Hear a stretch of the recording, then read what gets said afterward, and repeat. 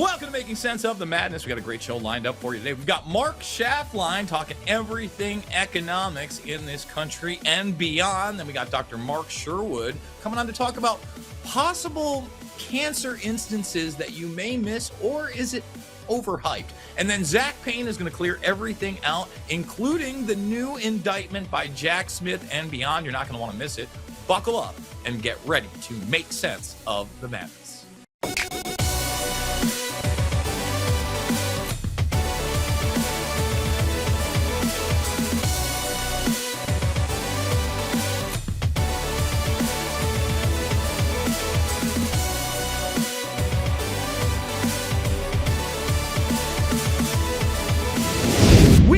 Joined by the host of Election Edge, Mark Schaffline. He is also our economic guru and the CEO of CBMJ.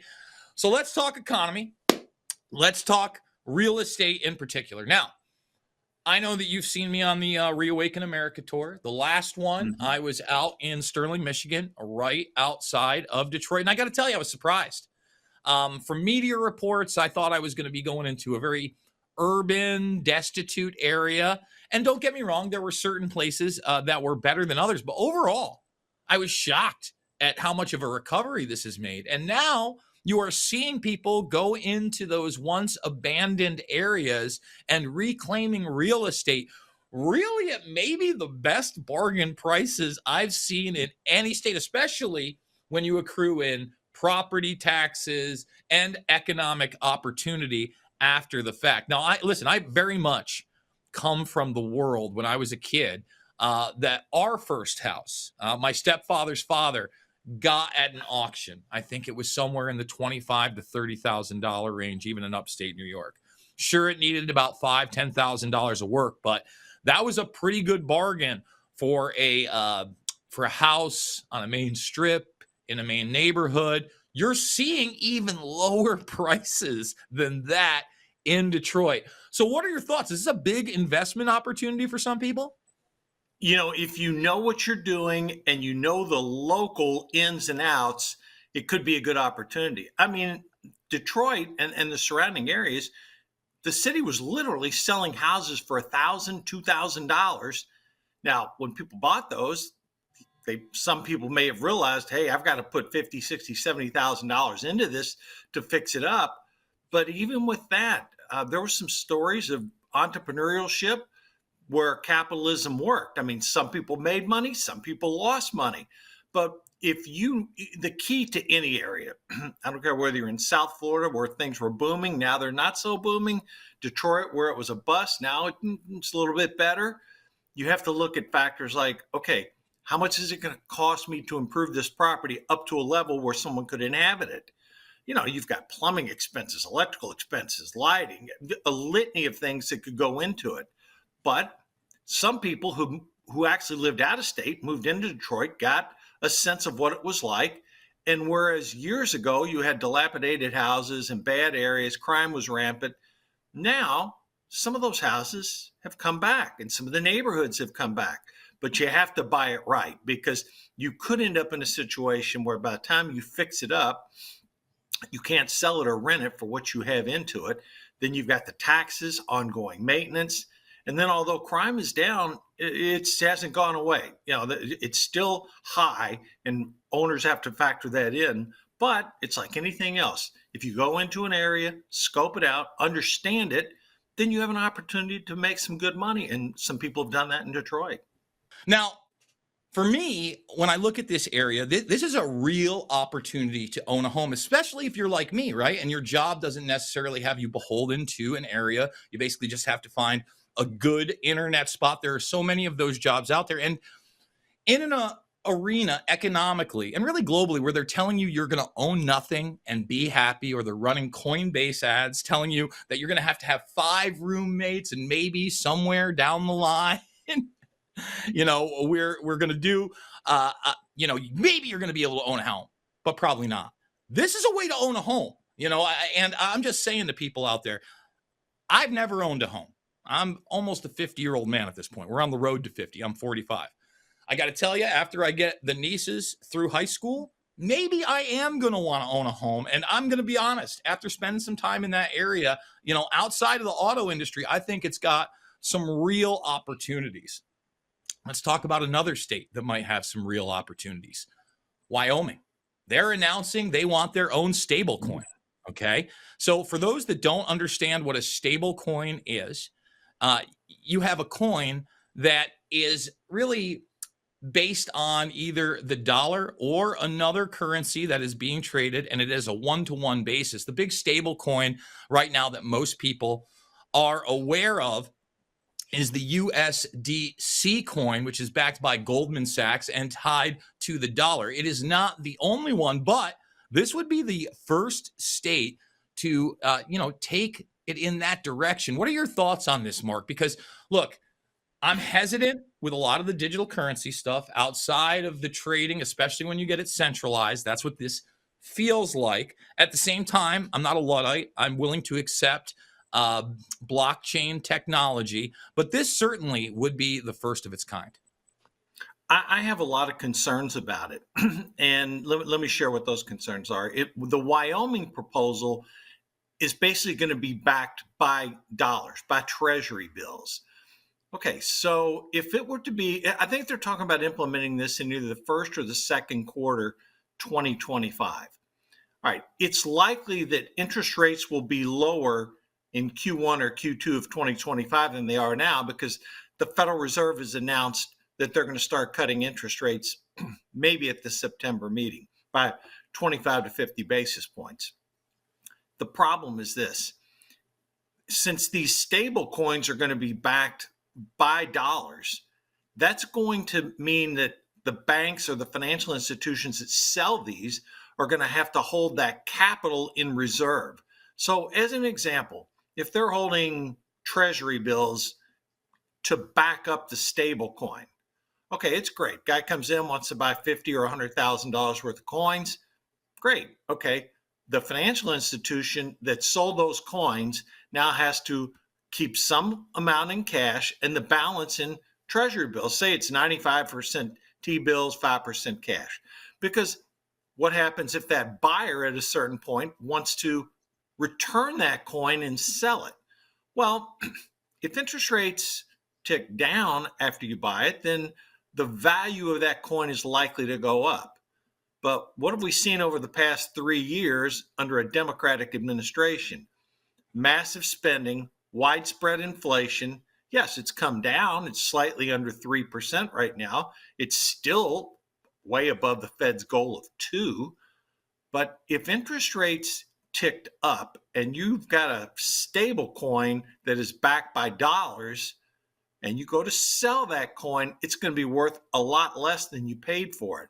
So I don't know. I mean, having states create their own digital currency, you ask yourself, what could possibly go wrong? I mean, we already have the US dollar digital currency that you can do. But I don't know, Jason. I know Wyoming's, quote, got the pioneer spirit and, the cowboy land and all that. But I would be cautious at best on how to proceed here because, look, if you want to get into the cryptocurrency market, and I know we're going to talk about this a little bit later, you can buy Bitcoin, you can buy Ethereum. There's things you can do to have exposure to that. I'm just not so sure a state coin is the way to go. But if they put the proper And Mark, by the way, safeguards what in, happens when somebody outside of the state starts investing heavily? And what happens when somebody outside of the country starts investing heavily? It seems nice on the surface, but right. especially when you're tying, obviously, the government, et cetera, to it, there are definitely some issues, but we're moving in that digital direction. I think that this could be a soft use case for a CBDC type currency that's federal, despite the fact that if Trump gets in, he says it will never happen. And I got to say, now that he has aligned himself a little more with RFK Jr., that's one of RFK Jr.'s better points. He understands the cryptocurrency market. He's been invested in Bitcoin over a decade, et cetera. So, supposedly we're moving away from that. But when I see state coins, I see that slow push, that roll that they want it to be inevitable. Let's kind of go back to that first topic of homes for a second. Now, Yeah. A lot of people, when they talk about inflation, they don't talk about building supplies, but they should be. I remember very, very early on during the pandemic, all of a sudden lumber doubled, tripled in some cases. And now here we are several years later after the pandemic, and the Home Depot, of all places, in this country, probably the most notable hardware store. I got one around the corner from myself. They're not sure they're going to make it. There is some real concerns after they put out their last quarter's profits, and we've seen these things go badly quickly. Home Depot is like America's store. Anytime I got to do even a small thing, that's where I go, and that's where most of America goes. This is extremely troubling if they can't keep their heads above water even after all those price hikes. Well, let me address one thing here. Okay. I don't think you're suggesting Home Depot is going to go out of business, No. but Home Depot and Lowe's, they're forecasting sales declines of 4 to 5%. Why is this happening? Well, persistently high inflation and high interest rates have had a sort of a calming effect, if you will, on consumers who want to put money into their properties. Listen, with taxes, real estate taxes going up across the country, insurance costs going up massively across the country, and in some cases, California and Florida just downright escalating. It's put really a tightening on a lot of property owners. Think about this. And look, I own property. Okay, so I can speak as an owner here. I'm always having to put in a hot water heater, fix the air conditioning, fix the plumbing, the dishwasher, the dryer, you name it. But if you are trying to do this really for the first time, or you've acquired one, maybe two properties, boy, you already, let's say you're part of that borrowing class that has over $1.2 trillion of credit card debt. How much more are you going to want to be able to finance? And if things go bad, yeah, you're going to have to repair it, but you're probably going to do everything you can to fix something before you have to go out and buy another one. So I think that's having an effect too.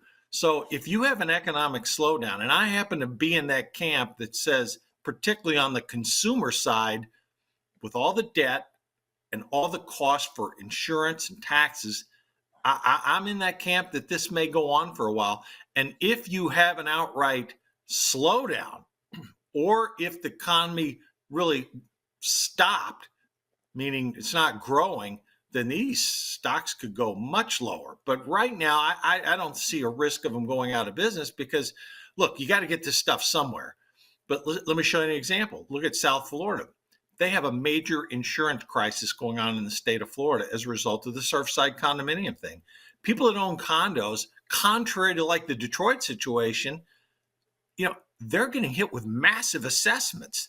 So an area that was once booming, Florida real estate, is calming down. So if you have property values that are not escalating and they're either flattening out or somewhat declining, are you going to really want to go out there and fork over $1,400 for a refrigerator or oven, stove? No, you want to repair the existing one as long as you can. Or go hit the Salvation Army like I do and pick up a dryer for $100, folks. That's how we do it here. We're going to take a break. We're going to come back. We're going to continue not only talk about the global economy, what's going on in Hong Kong. You're not going to want to miss it. More Making Sense of the Madness after this.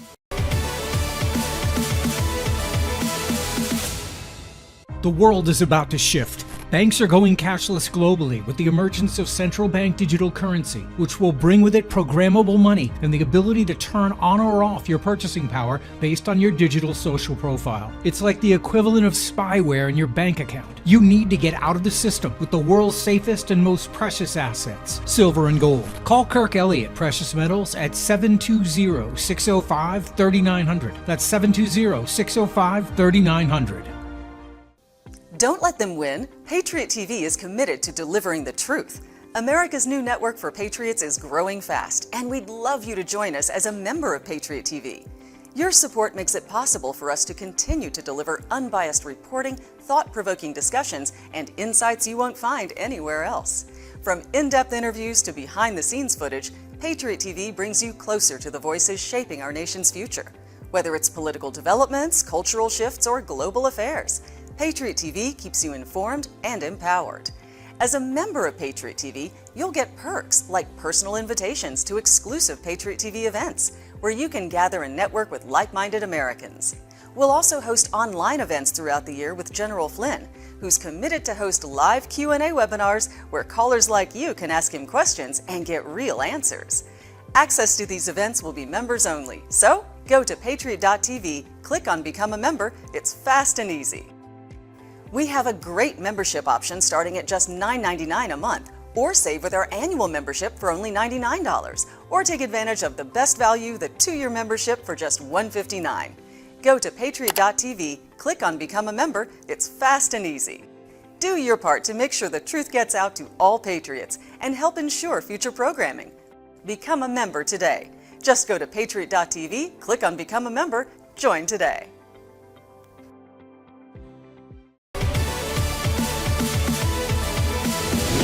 And we are back. We are with Mark Schaffline. And this story out of Hong Kong is a bit concerning for me. Now, it's not so much a surprise if you actually have been following this in the geopolitical arena. But pre-COVID 1984, you had a ton of protests out in Hong Kong because essentially their government was shifting over to China. For those that do not know Hong Kong's history, it was basically a British colony for about 100 years in this trade deal, and that ran out. Now, the people of Hong Kong were accustomed to at least, a slight bit more freedom than the CCP allows. And, you used to have protests going on in this country on a large scale, marches, etc. Not a person in the streets. And No. if you do go back all the way back to 2019, again, 5 years ago, plenty of people out in the streets, plenty of civil unrest, hard-handed police tactics, I believe, to get us into the place we are now. And to me, this is a very extensive article. It is very troubling. Oh, it should be troubling because not only when the Chinese Communist Party took over, and effectively, don't kid yourself, they did, there was supposed to be a 50-year window going to 2047 before things were officially handed back to China. Well, we're halfway through that, and the Chinese Communist Party has a virtual lockdown over the city. What does that mean? Well, after those protests, a lot of laws were implemented from China, from the CCP, basically putting harsh penalties in place for people that did protest, anti-government activities, subversion. It was problematic. But what made it even worse, after the Chinese Communist Party put severe restrictions in place to counter those protests, over a period of years, really the last 5 to 6, the legislature, which is now a lot of, let's just say, not necessarily traditional Hong Kongers, if you will, has taken what the Chinese Communist Party did and strengthened those penalties and institutionalized them. So if you're going out to do a protest and you're faced with the possibility of 20 years in prison, knowing at the end of the day that it's not going to lead anywhere, a la Tiananmen Square, do you really want to put yourself at risk for 20 years to life in prison with some of these penalties for staging a government protest? Most people do not. Jason, people don't realize there's 50,000 Americans actually living in Hong Kong. So you had a vibrant city, but we talked about cities earlier. Think about this. Real estate prices in Hong Kong are down 50%. 50% from where they peaked. They have their own currency. Real estate prices down. Stock market prices, they're down 50% too. So preview of coming attractions, anytime you have a leftist communist regime controlling top-down control over an economy, you're going to have a problem. I mean, let me relate this to what's actually happening in China. Almost 30% of Chinese businesses lose money. And yet, because the Chinese Communist Party is involved in ownership of those businesses, it's like they're zombie companies. They continue to lose money. The CCP props them up. And if something like that happened in Hong Kong, ooh, boy, that'd be a problem. So halfway into this 50-year experiment, still a beautiful city, but economically nothing like it used to be. So let's talk Bitcoin. We've got the seeking of approval through the SEC to index Bitcoin. Now, I got to be honest, I know what the Security Exchange Commission is. I know what the NASDAQ is. The approval for indexing Bitcoin, that's a little bit French to me. Don't exactly understand that. I'm sure you do. What does this mean, Mark? Well, there's two things going on here with Bitcoin. They want to start having to where people can buy and sell options on a basket of cryptocurrencies, Bitcoin, Ethereum, et cetera. Those are the two largest ones.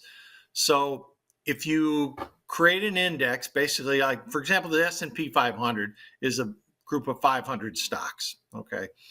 And people can buy and sell the index, or they can buy and sell options on the index, meaning you would buy a call option if you think the price of Bitcoin is going to go up. You would buy a put option if you think the price of Bitcoin is going to go down. So creating that index of cryptocurrencies within the index, and in this case, Bitcoin would be the predominant one. It'd sort of be like if you built an index and had Apple, Google, Microsoft, NVIDIA in it, then those four stocks are going to have greater weighting in the index.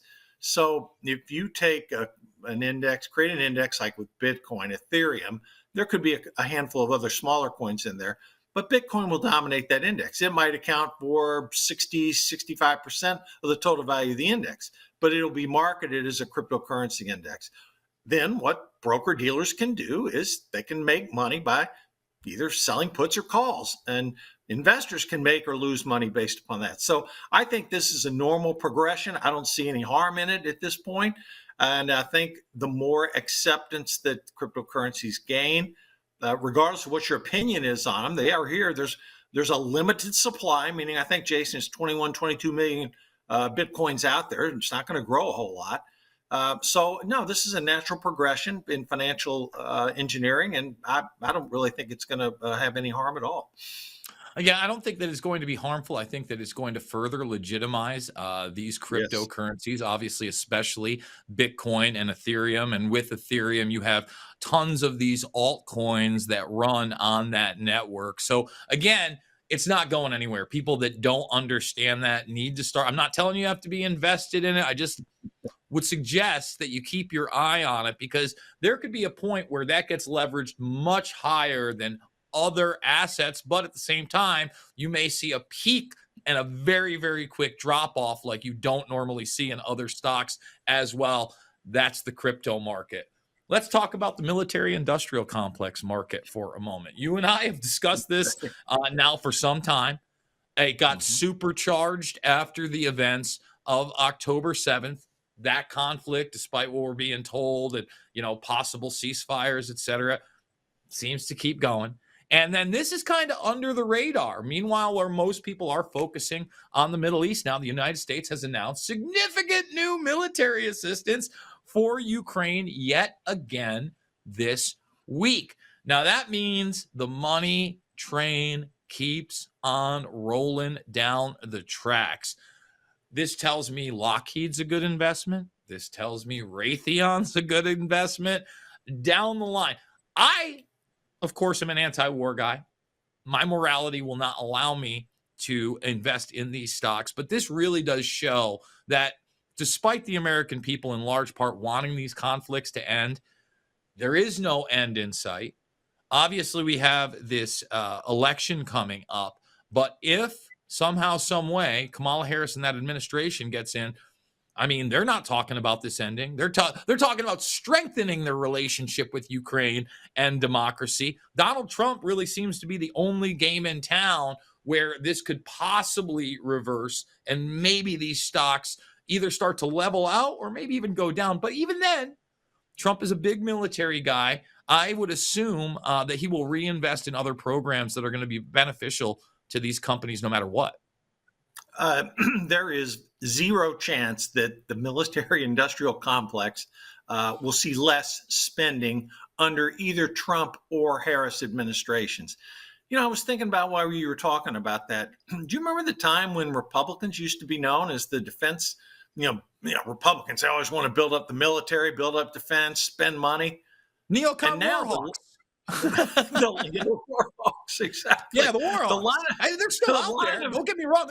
There's some hawkish people. They've just been totally and completely overshadowed by the left and the Democratic Party. And this is, why I've been politically homeless for so long. I could relate to the anti-war left.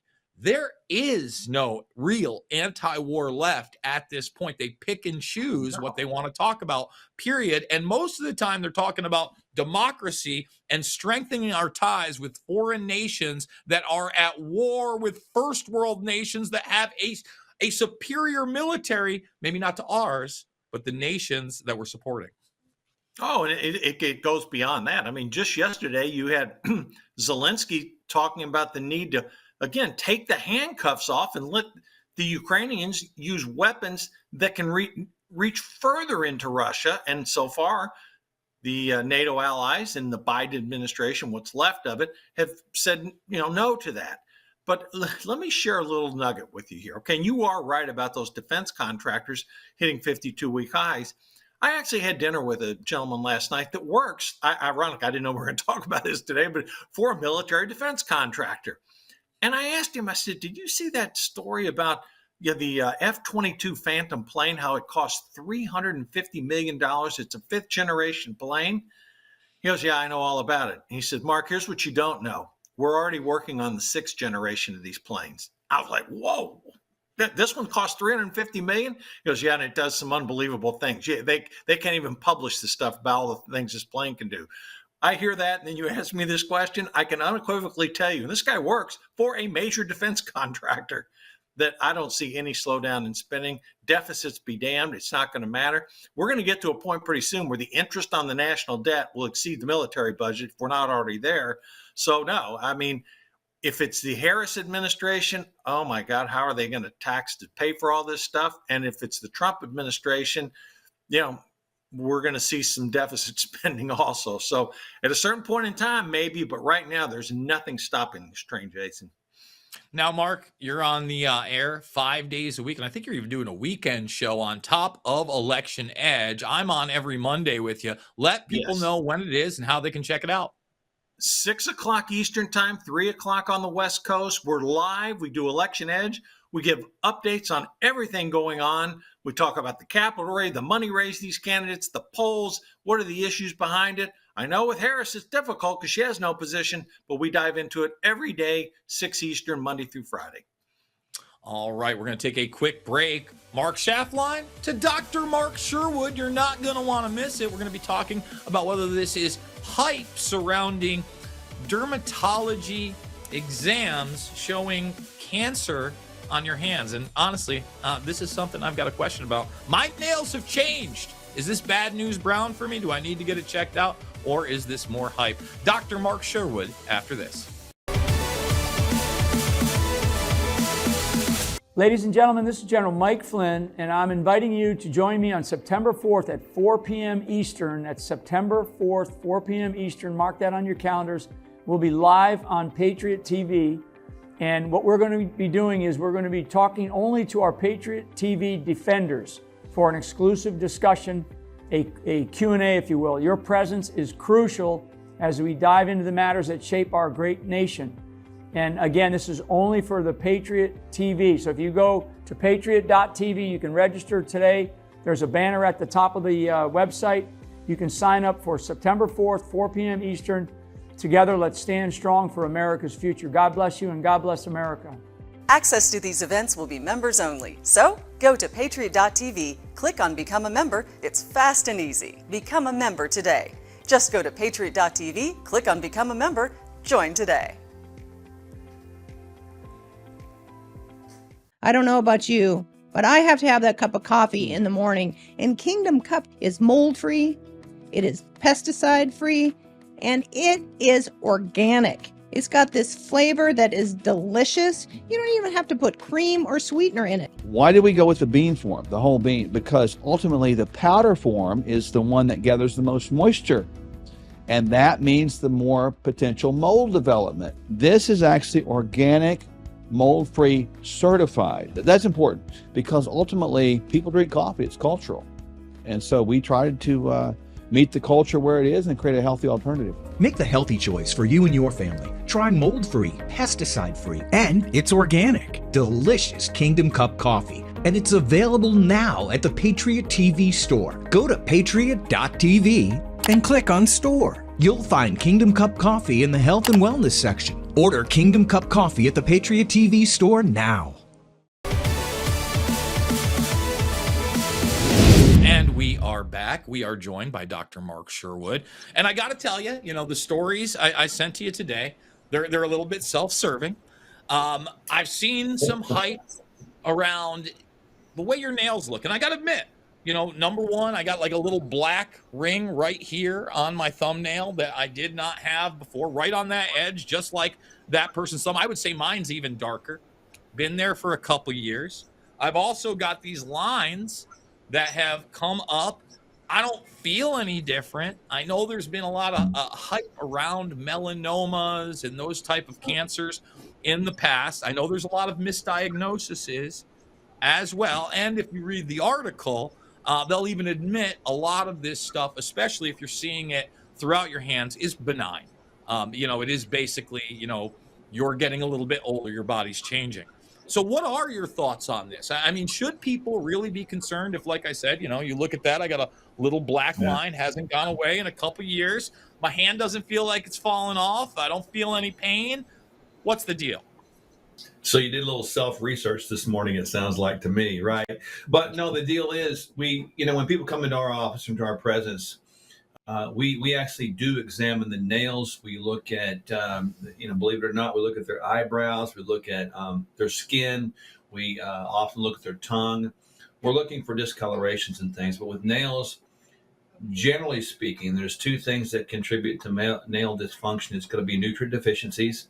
Many times it's zinc is what I see quite often. And also when you see that dark spot or a dark spot that's sort of isolated and not global, generally it's trauma. Nail's been mashed or something like that. Sometimes when nails get thick, especially in the toenail area, it can be two reasons. One is kind of a yeast or a fungal or mold kind of infection causing the nail bed to get thick. Additionally, it can be trauma with the toes because the toes are crammed in those shoes all the time, and we are banging them all the time. Then, as you mentioned too, Jason, as we age, things do get dysfunctional. They get misshapen, they get damaged. The only thing I didn't like about that article, in a sense, is it kind of promoted and planted a seed of what I would consider fear, and we don't ever need to do that. Pay attention, yes, but don't go down the pathway of worst case scenario. So yeah, that was the thing, right? Because that's the big gripping headline. That's always what they lead with. As soon as you hear the C word, people panic, etc. But seeing as I've seen so much hype again, not only around skin cancers, but even breast cancers. And now more than ever, we're seeing misdiagnosis. We're seeing mastectomies that should have never happened, etc. I'm always hesitant because let's be honest, mainline medicine isn't always the best. They might see this and misdiagnose you. You might have to go see 2-3 other people before you get the correct, diagnosis. You mentioned zinc deficiency. Are there any other minerals, vitamins, etc., that I should be paying attention to?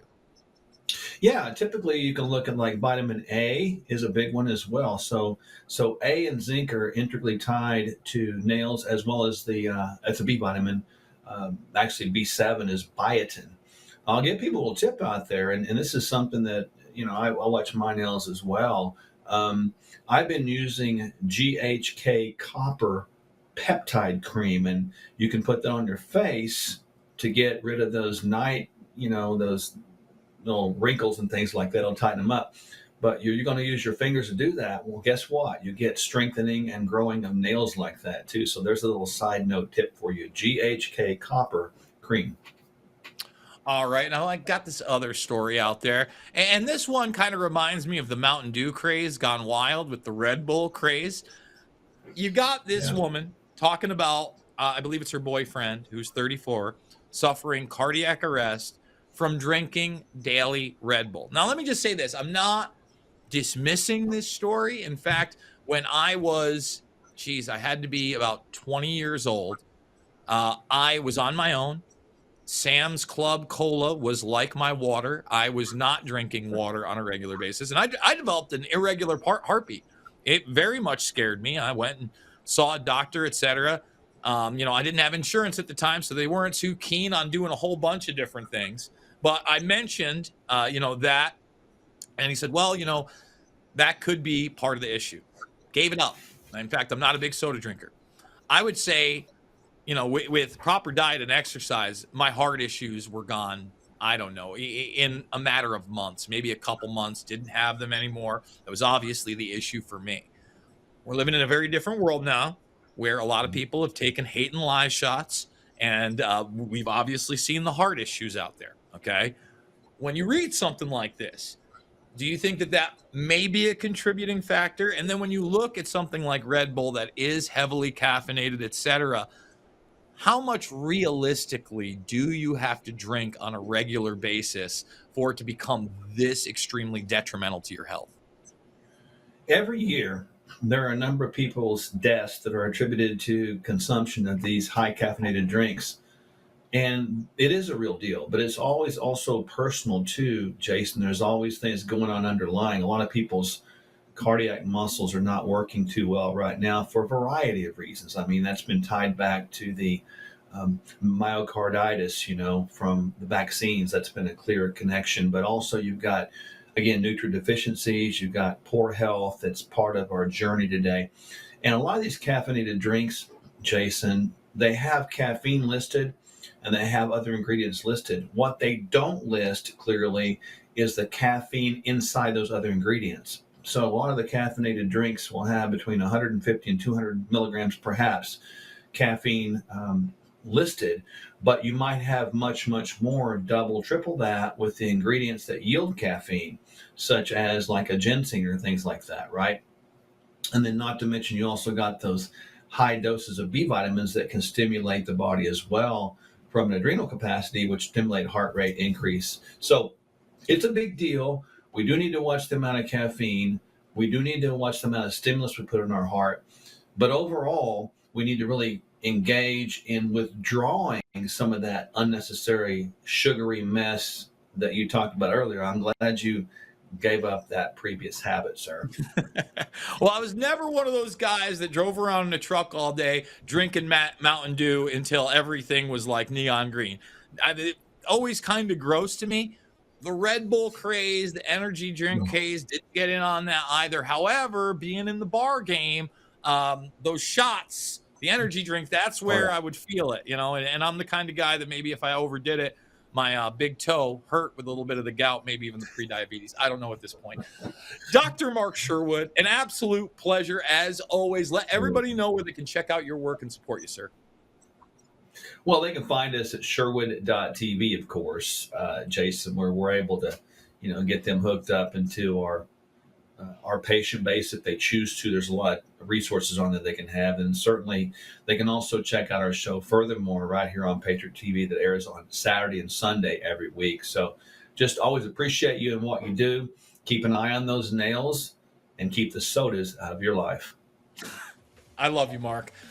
Final segment coming up. Hours fly by. Zach Payne coming on the program to talk about this new Jack Smith indictment and beyond. You're not going to want to miss it. More Making Sense of the Madness after this.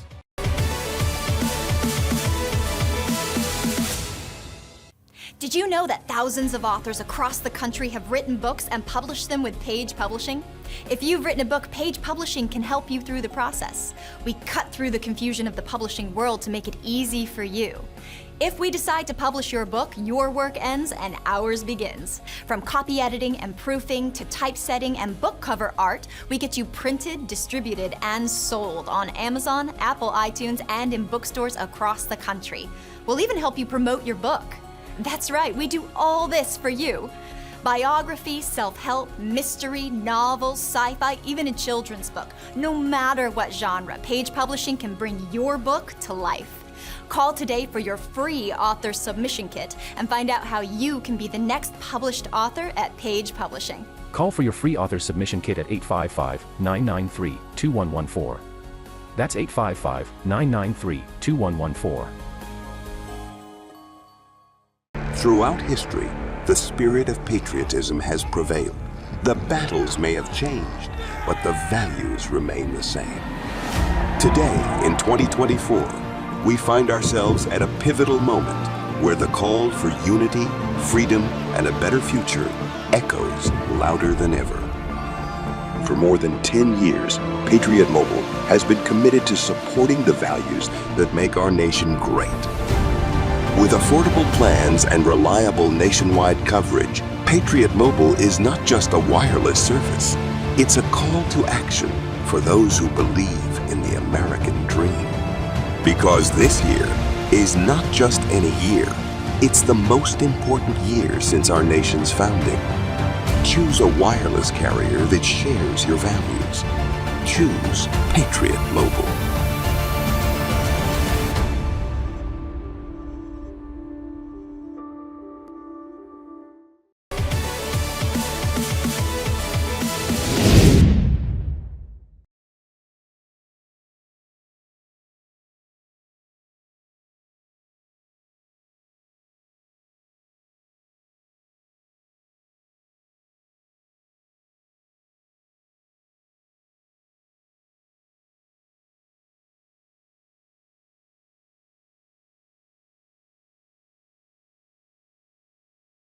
And we are now joined by Zach Payne, Red Pill 78. Some of you may know him by.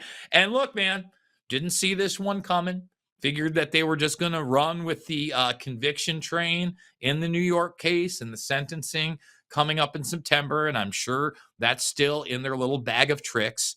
But somehow, some way, Jack Smith, this prosecutor, has retooled the Georgia indictment that has essentially been thrown out and filed more charges against Trump via the 2020 election. First off, what are your thoughts on this, and how far can this go under the end of a Biden administration, but if Trump doesn't get in there, into a Kamala Harris administration? All right, so Jason, I think first of all, this may be the case out of D.C. because it's Judge Tanya Chutkin that's going to be overseeing this one. Now, the thing that I see looking at Jack Smith's recent attempts to retool this indictment, removing any references to President Trump, completing any official acts, putting any pressure on the Department of Justice, it's merely a desperate attempt to try to bring this case into some sort of compliance with the recent Supreme Court ruling that presidents have a presumed immunity when it comes to the commission of any official acts. So he removes any reference to the Department of Justice. Well, a president has the right to speak to his Department of Justice because, of course, he's the president of the United States. He's cut, I think, 9 pages out of the original indictment. It is essentially exactly the same, except for any references to the fact that President Trump was president, which would assumingly be within the confines of the Supreme Court's decision. The only thing is that Jack Smith is kind of betting preemptively on what Tanya Chutkin is going to see in terms of her interpretation of that ruling. At the end of the day, I really do think it's a desperate attempt. I think that because we're in the waning days of the Biden administration and Joe Biden isn't even running the country at this point, he's probably going to be on vacation for the remainder of his time in office. This is not going to go anywhere. And by the time that it does go anywhere, President Trump is going to be back in the White House and he will have appointed a brand new attorney general. And anything related to any of these cases is simply just going to be tossed out. They're going to be dismissed because none of them have any merit on their face. Now, you just used the word attorney general. After RFK Jr. gave that speech last week and then got up on stage with Donald Trump, a lot of people were talking about RFK Jr. as the attorney general. I got thrown for quite the loop when the CIA director was thrown out there. Now, this is something that actually, piques my interest. I don't necessarily think it's the wrong thing. He has now said on Tucker Carlson and elsewhere that he would not dismantle the CIA, but he would regulate the CIA and, of course, be part of that committee or group that would declassify the documents, not only about his uncle and father, but even beyond that. And I'm hoping and assuming, and this is me kind of projecting a little bit, we'd also get to 9/11. What are your thoughts? So I have to be honest, I wasn't particularly surprised. If we go back to, I think it was April of last year, I had suggested on my program that RFK Jr. would make an incredible vice president as a unity government, sort of what we're seeing right now. Now, he actually did mention that when President Trump first reached out to him, it was as his pick for vice president. He wasn't interested in that. But I also said that the best possible outcome for us, the American people, and even for the Kennedy family to get truth about the various assassinations that the CIA has been complicit and actually taken part in, would be for RFK to be the director of the CIA. I mean, can you think of any better just desserts than the offspring of two Kennedys that were both assassinated by the CIA, coming in, retooling that organization, and releasing the truth of what happened, not only in those assassinations, but MLK, probably Malcolm X, any number of assassinations of democratically elected leaders around the world. If he released that information and showed the truth to the American people, it would be an absolute game changer. And then, of course, you can't forget about the recent assassination attempt of President Trump on July 13th in Butler. I think that even if he is heading up an independent, bipartisan investigatory committee to get to the bottom of these assassinations, the CIA is most likely not going to be forthcoming with any information they may have. And the only way that he's going to be able to get all of that information, gain full access to it, is if he was sitting at the top of the pyramid. Just because he goes to the CIA doesn't mean that he has to stay there for the entirety of President Trump's time in office. He could come in, he could get that information, release it, he could retool the entire organization, and then he could move on and complete that process yet again in another corrupt federal agency. You know, again, it does pique my interest. I still think that we should probably be getting rid of the CIA, the FBI, the NSA, Homeland Security, and not just retooling. But again, this isn't a revolution. It's a reformation of our constitutional republic with checks and balances. If somehow, some way, Kennedy can go in there and do it without dismantling it, I'd love to see it. Like you said, you couldn't write a book or have a movie with more irony if you were to put RFK Jr. in that position, given what happened to both his uncle and his father. So, look, it's interesting times. I'm certainly keeping my eye on this.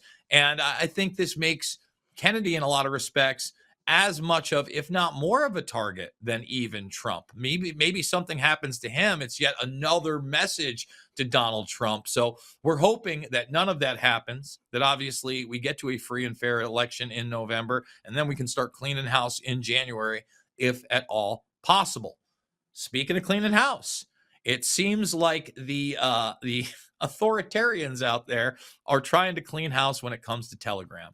Now, I've never been huge on Telegram. However, I got to tell you, when I look at social media, this is one of the more free platforms out there. I would say it largely supersedes Twitter, despite the narratives that we have surrounding it. It just doesn't happen to be USA centric, and it has never been promoted as USA centric. It's really been used in Europe primarily. That being said, this person was just arrested in Paris by French authorities, supposedly colluding in drug running and child pornography. Now, when I hear that, I know what they're doing, because you and I both know that it's all about the platform and not this person's activity. There is nowhere where this person is directly involved in child pornography or dealing drugs. People using the platform, maybe. He discussed on Tucker Carlson recently that his lead engineer, the Central Intelligence Agency, tried to hire and recruit him to put a backdoor into Telegram. You know, this is really, really problematic, because this is a guy that has all the resources in the world. I would even suspect that there is the possibility that the French authorities, among others, and he alluded to this too. He said, you know, a backdoor is a backdoor. Whether it's America, France, any entity, can get into it. And that's the thing. You build this entity. I don't think that it's the CIA that will give themselves direct access. They'll create a plausible deniability circle, and one of the offshoots will go there. I would also posit they may be able to already get into some accounts, but since they are doing so in a legal manner, they cannot use that in prosecutions against others. So many people thought that their signal communications were encrypted until we saw some of these trials with the Oath Keepers and January 6ers. Obviously not as encrypted as they thought it was. So what are your thoughts on this arrest, and where will it go from here? So my thoughts are very similar to yours. I mean, this is just a power move by the Intel apparatus to gain access and control of Telegram. Telegram has a special place in my heart because when I was deleted from YouTube and then Twitter almost immediately thereafter, I was able to go to Telegram in essentially a free speech centric environment and to share my work, to maintain a connection to my audience. I still have about 50,000 followers there on Telegram, and we use it every single day. It's not as, I guess, user friendly in the same way with the features that like Twitter and other social media companies have, but it is still very useful. And definitely, there's no way that Pavel is involved in child trafficking or in drug trafficking. I mean, any social media platform, any platform for communication can be used for these nefarious purposes. It's like people who say that, oh, cryptocurrency is great for drug trafficking and child trafficking. Well, so is cash, so is gold, so is any storage or exchange of value. The reason they're going after it is because they were not granted access, as they were to every other platform. I'm sure you remember just a couple of years ago, the feds did this to WhatsApp. They went after WhatsApp, said that WhatsApp is a major platform for child traffickers, and they busted a couple of people, and they gained backdoor access.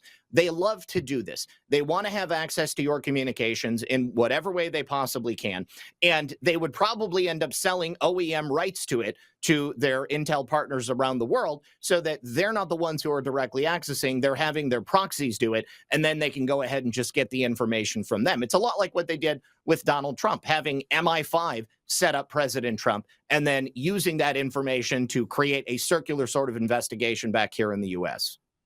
And let's be abundantly clear.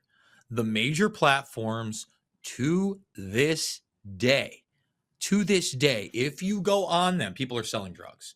I can go on Facebook Marketplace right now. I am on the border of Illinois. Obviously, marijuana is legal in Illinois, not in Iowa. Yes, there are marijuana sales, but then you have mushroom sales as well. I'll be honest, never seen a plate of cocaine or the heroin needles, but I'm certainly seen the mushrooms and shows up all. And by the way, guys, I'm not making those purchases on Marketplace. They're still showing up in my feed. Yeah. Same thing with Instagram. Same thing. And believe me, it's happening on Telegram too. But when you look at Twitter, also happening. If they want to go after these people, those accounts exist. They can start an investigation. They can interact with the individuals. They can set up a spot where they make the purchase. All of a sudden, you have a case. They do not need backdoor access. In fact, with that case you start, if you are leveraging somebody that is low level, you can gain access to their account by a plea deal with them where they give you their username and password so you can get in. That is the proper way to do things. Not the government gets to go into social media whenever they want and look at private communications. Unfortunately, we have a system, especially here in the West, where that has been the case covertly for some time. A lot of people, again, think that revelation came through Edward Snowden and the Five Eyes. But I would really implore people to look pre-9/11 at what was happening in this country with Norris Insight Systems and the NSA, where they were then pre-9/11 taking all of our communications in bulk. In fact, we've had people like, I believe it was Michael Hayden, get up there under oath, lie about these programs, and then all of a sudden the statute of limitations is up, and this person is not only off, he gets paraded out by the opposition party as somebody that is able to criticize Donald Trump. I believe he was one of the 50 people He was that signed the James go Clapper ahead. too. Yeah. Yeah. You know what? Yeah. I might be wrong. It might not be Hayden. It might be Clapper that lied under oath. They're both minions with that bald head and those glasses. They look so damn similar. I mean, those guys are mirror images of tyranny. Just saying. We got about 2 minutes left in the broadcast. What should we be paying attention to, and where can people find your work, brother?